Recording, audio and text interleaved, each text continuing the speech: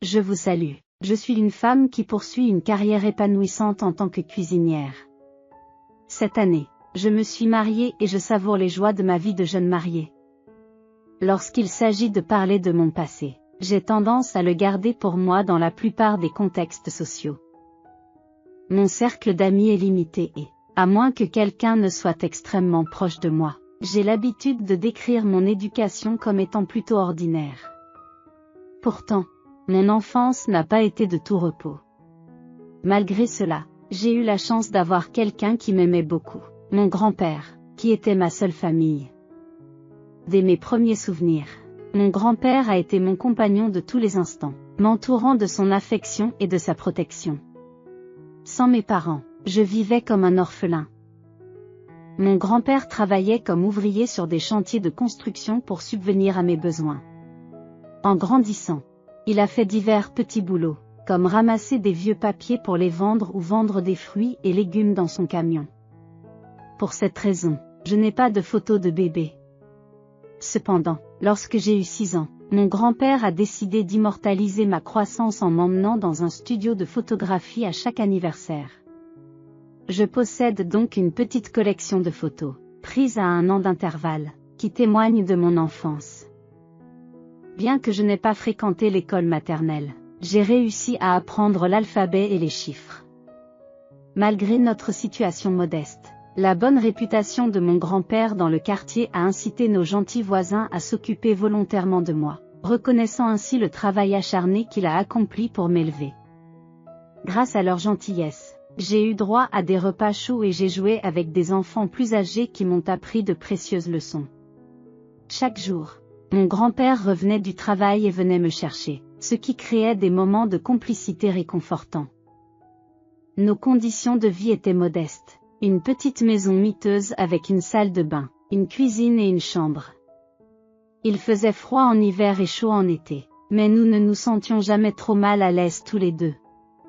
Pendant les chaudes journées d'été, mon grand-père s'ingéniait à réparer un ventilateur qu'il avait trouvé dans la casse pour nous rafraîchir.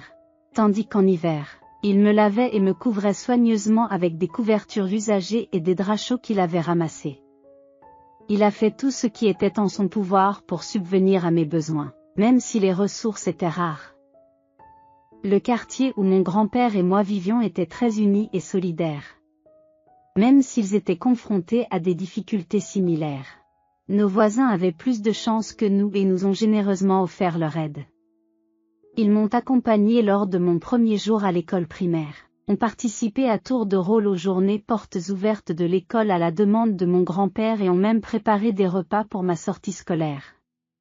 En retour, mon grand-père, habile de ses mains, réparait les appareils ménagers cassés en signe de gratitude. C'était un environnement amical. Mais comme dans toute communauté soudée, les commérages étaient inévitables. Mon grand-père et moi étions souvent l'objet de curiosité et de spéculation. Les gens étaient naturellement curieux de savoir pourquoi mon grand-père m'élevait dans des conditions aussi difficiles. Tout au long de mon éducation, il n'a jamais rien révélé sur mes parents. Lorsque je posais des questions, il se contentait de dire qu'ils étaient décédés peu après ma naissance et qu'ils étaient partis pour le paradis. J'ai donc grandi en croyant à cette explication. Au fur et à mesure que j'avançais dans les classes supérieures de l'école primaire, j'ai commencé à entendre d'autres histoires sur mes parents, principalement de la part de voisines. Ces récits contredisaient ce que mon grand-père m'avait dit. Elles affirmaient qu'il ne s'était jamais marié et qu'il n'y avait aucune trace de mon père ou de ma mère. L'absence de photos de famille ou d'informations sur ma grand-mère ajoutait à la confusion. À l'entrée au collège, la puberté a fait son apparition, accompagné d'un sentiment de rébellion et de doute croissant sur mon identité, étant donné que je ne vivais qu'avec mon grand-père. J'avais envie d'en savoir plus sur mes parents et leur passé. En 9e année, j'ai finalement trouvé le courage de confronter mon grand-père à ce sujet. Grand-père, j'ai besoin de la vérité. Où sont mes parents? Sont-ils vivants ou sont-ils décédés? Pourquoi n'y a-t-il pas de photos d'eux ou de grand-mère? Les voisins disent que vous êtes ici depuis longtemps. Mais personne n'a vu grand-mère. Est-ce que tu me caches quelque chose? J'ai interrogé mon grand-père avec une intensité qui ressemblait à un interrogatoire. Mes émotions m'ont submergée et les larmes ont commencé à couler. Mon grand-père m'a répondu par des paroles réconfortantes. Patty, je suis vraiment désolé. Une chose que je peux t'assurer, c'est que tu es ma petite fille, quoi qu'en disent les autres. Tu es ma petite fille et je t'aime plus que tout. La vérité, c'est que ton père et ta mère n'ont pas pu t'élever. Alors ils t'ont laissé devant ma maison et sont partis. S'ils sont encore en vie, ils reviendront te chercher. Il a montré un petit bracelet en guise de preuve, en disant, il était avec toi quand tu es né à l'hôpital. C'est ce que tes parents t'ont laissé. Le fait de voir le bracelet a quelque peu atténué ma curiosité. S'il était vrai que mon père et ma mère m'avaient abandonné, je trouvais du réconfort dans le fait que mon grand-père m'avait élevé avec amour. À partir de ce jour, j'ai commencé à reprendre le contrôle de moi-même, émergeant progressivement des turbulences de l'adolescence. L'université n'était pas une option pour moi en raison de nos difficultés financières, et je ne voulais pas accabler davantage mon grand-père. Alors j'ai décidé de m'orienter vers une carrière avant même d'entrer à l'école secondaire. J'ai choisi de devenir cuisinier parce que je voulais faciliter la vie de mon grand-père, ai-je expliqué. Mon grand-père m'a proposé de faire tout ce qu'il fallait pour financer mes études supérieures, mais j'ai tout organisé à l'avance pour qu'il ne se sente pas coupable. Dès que j'ai commencé à fréquenter le lycée, j'ai profité d'un programme de formation professionnelle organisé par l'école pour apprendre à cuisiner et j'ai obtenu plusieurs licences. J'ai trouvé un emploi un mois avant d'obtenir mon diplôme et, une semaine après l'avoir obtenu, j'ai reçu mon premier salaire. J'ai décidé de fêter cela en achetant un steak, même si je n'avais pas les moyens d'aller au restaurant. Lorsque je suis rentrée à la maison avec des légumes et de la laitue pour agrémenter le repas, mon grand-père a été agréablement surpris. Je lui ai présenté une enveloppe contenant l'argent restant après l'achat du steak, en insistant sur le fait qu'il s'agissait de son argent de poche. Mon grand-père a hésité à accepter l'argent, mais j'ai insisté, le menaçant de quitter la maison s'il refusait. Finalement, il a accepté l'enveloppe en pleurant et l'a placée dans son livre qu'il chérissait tant. Partager un steak avec lui a été pour moi un moment spécial et réconfortant, car j'ai ressenti un sentiment de fierté d'avoir pu faire quelque chose pour lui pour la première fois. Nous avons bavardé joyeusement tout en dînant, savourant ce temps précieux passé ensemble. Cependant, notre moment de paix a été interrompu par un coup frappé à la porte tard dans la soirée. Mon grand-père s'est demandé qui pouvait bien venir à une heure pareille et je suis allée ouvrir la porte. À ma grande surprise, 2 policiers se tenaient là. Ils se sont enquis de Richard O'Leary, ce à quoi j'ai répondu qu'il s'agissait de mon grand-père. Ils m'ont ensuite demandé si j'étais Patty Rowland, ce que j'ai confirmé. Ils nous ont informé que nous devions tous les deux les accompagner au poste de police. Confuse et désireuse d'en connaître la raison, j'ai demandé pourquoi. Leur réponse a été choquante.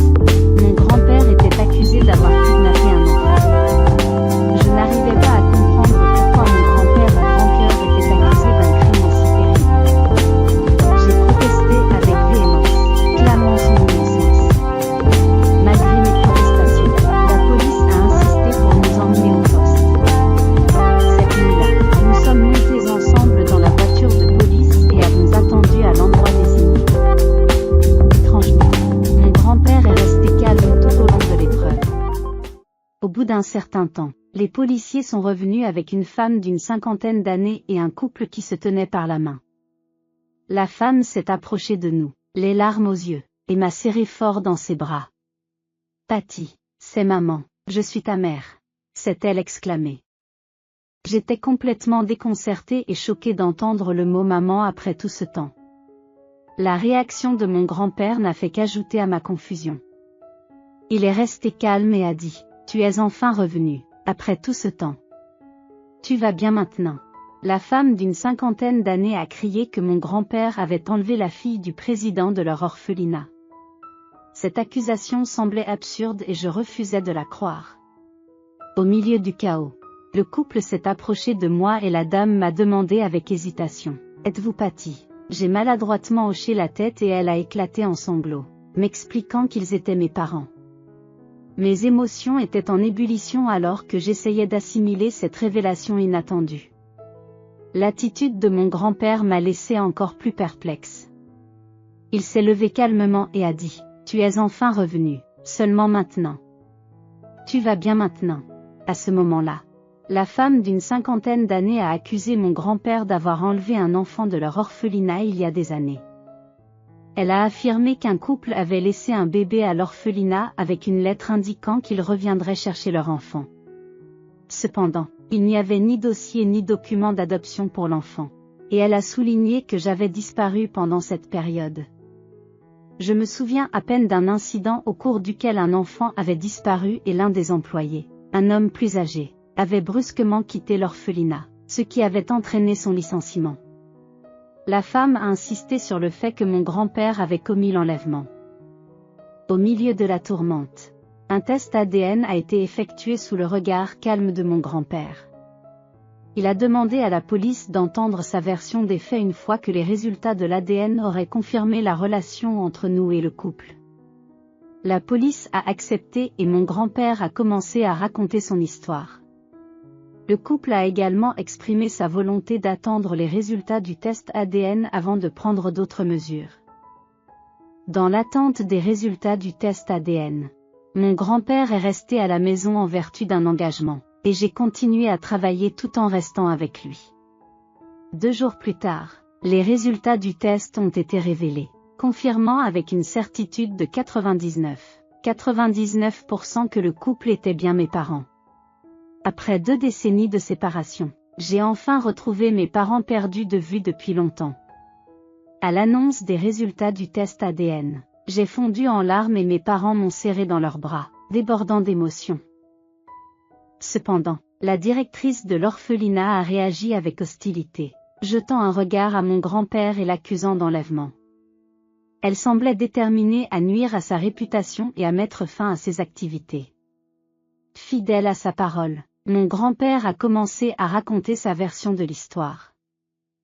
Il a présenté divers documents à la police, expliquant qu'il travaillait autrefois comme agent d'entretien à l'orphelinat, qui se trouvait à proximité. Un jour, il a découvert une jeune enfant endormie à l'extérieur de l'orphelinat, abandonnée par ses parents.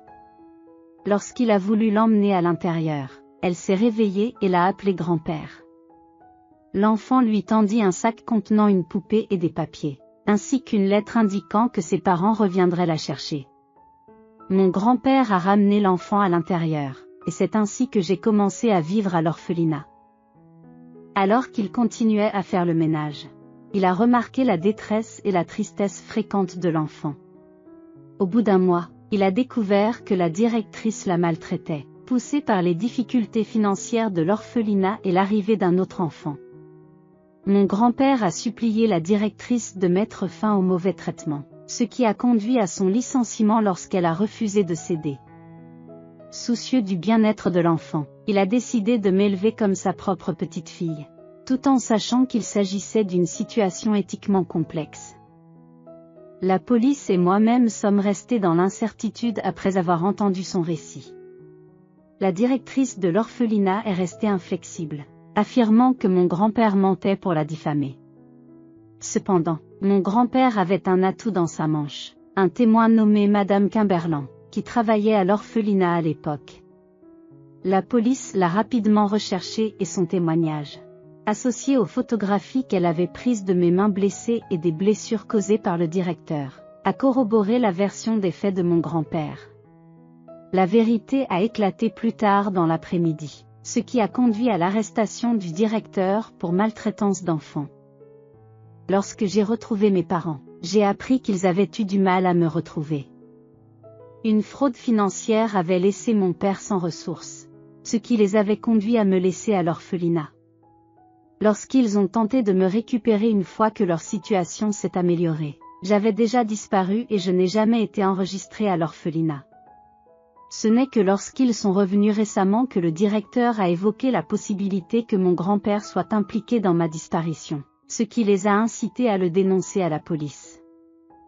Malgré les difficultés qu'ils ont rencontrées, Je n'ai pas gardé de rancune à l'égard de mes parents. J'ai ressenti un mélange d'excitation et d'anxiété à l'idée de les rencontrer enfin. De même, je n'avais aucune rancune à l'égard de mon grand-père, qui m'a comblé d'amour et d'attention pendant la période où nous étions ensemble. J'ai compris les circonstances qui l'ont amené à m'accueillir comme sa petite fille et je lui ai exprimé ma gratitude pour son soutien indéfectible. Mes parents l'ont abondamment remercié, reconnaissant que j'avais bien grandi sous sa tutelle. Finalement, mes parents ont convaincu mon grand-père de vivre ensemble comme une seule famille.